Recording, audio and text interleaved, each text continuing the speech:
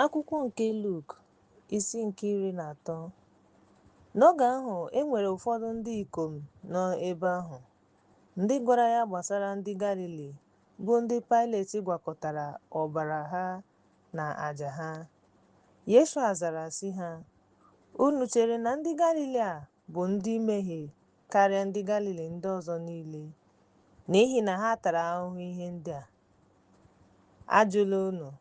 Mba, mana ọ bụrụ na unu emeghị otu ihe ahụ, unu niile ga-ala n'iyi.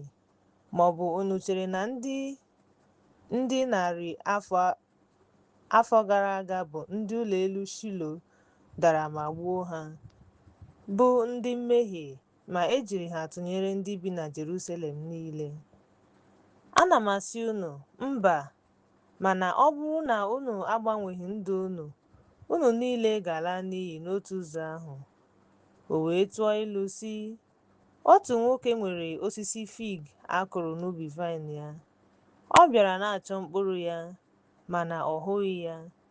O wee sị onye nwe ubi vaịn ya, lee, ana m na-abịa kemgbe afọ 3 na-achọ mkpụrụ nke osisi fig a, mana ahụghị m ya. Gbutuo ya.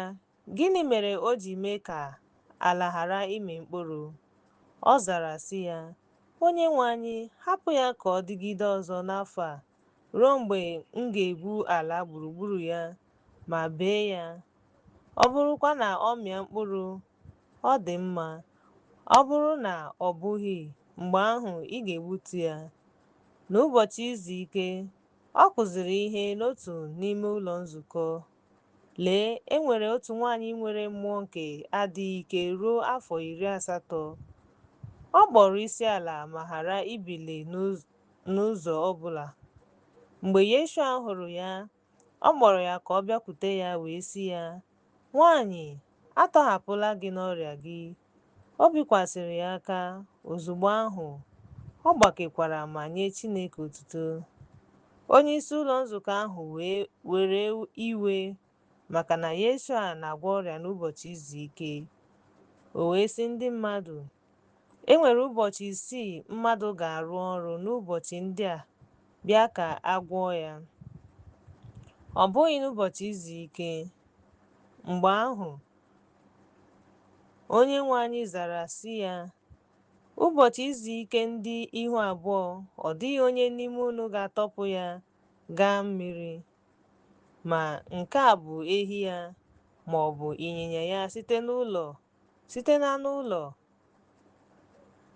na ada Abraham, onye ekwensu kegidere ruo ọtụtụ afọ. O kwesịrị ka ọ ghara ịpụ n'ụbọchị izu ike? Mgbe o kwuru ka a tọpụ ndị a na-agbụ n'ụbọchị ahụ, mana ndị mmadụ niile ṅụrịrị ọṅụ n'ihi na ihere mere ndị enyemaka ya niile, ihe magburu onwe ya na mma nke o mere. Mgbe ahụ, ọ sịrị, gịnị ka alaeze Chineke yiri, ma ọ bụ gịnị ka eji tụnyere ya? Ọ dị ka mkpụrụ mọstad nke mmadụ were kụọ n'ubi ya, o wee too ma ghọọ nnukwu osisi. Nnụnụ nke eluigwe wee mee akwụ n'alaka ya. Ọ sịkwara ọzọ, gịnị ka a pụrụ iji tụnyere alaeze Chineke? Ọ dị ka ahịhịa nke otu nwaanyị were zoo n'ime ngwugwu ntụ ọka 3, ruo mgbe emechara ka ọ dị nro. Ọ gafekwara obodo na obodo nta niile, na-ezi ihe ma na-aga Jerusalem. Mgbe ahụ, otu onye jụrụ ya sị, Onyenwe anyị, ole ka a ga-azọpụta?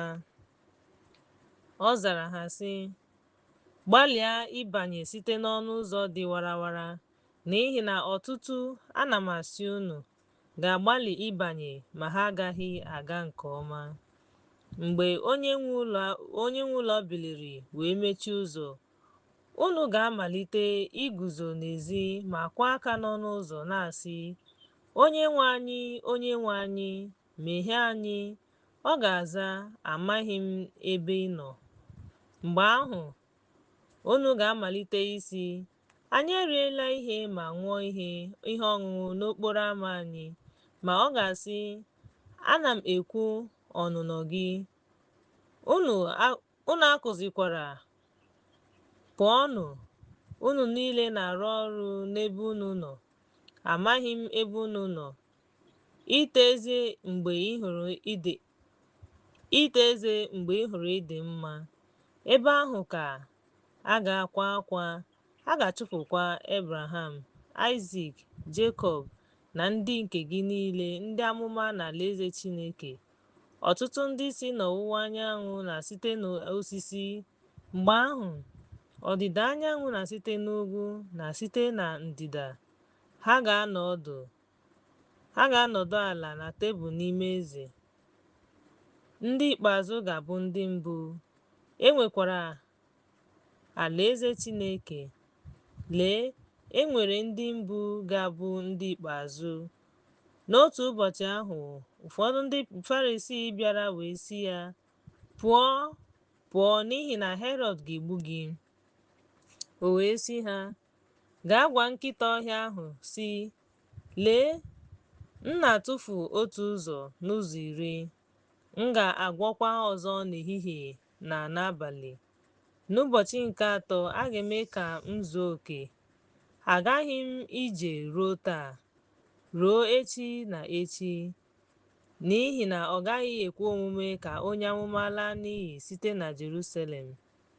Jerusalem, Jerusalem, onye na-egbu ndị amụma ma na-atụ ndị ezitere gị nkume. Ugboro ole ka m chọrọ ịchịkọta ụmụ gị ọnụ, dịka ọkụkọ si chịkọta ụmụ ya n'okpuru nku ya, unu ga-anwụkwa. Lee, ụlọ gị tọgbọrọ n'efu. N'ezie, asị m unu agaghị ahụ m ruo mgbe oge ruru mgbe unu ga-asị, onye a gọziri agọzi ka onye nke na-abịa n'aha Onyenwe anyị.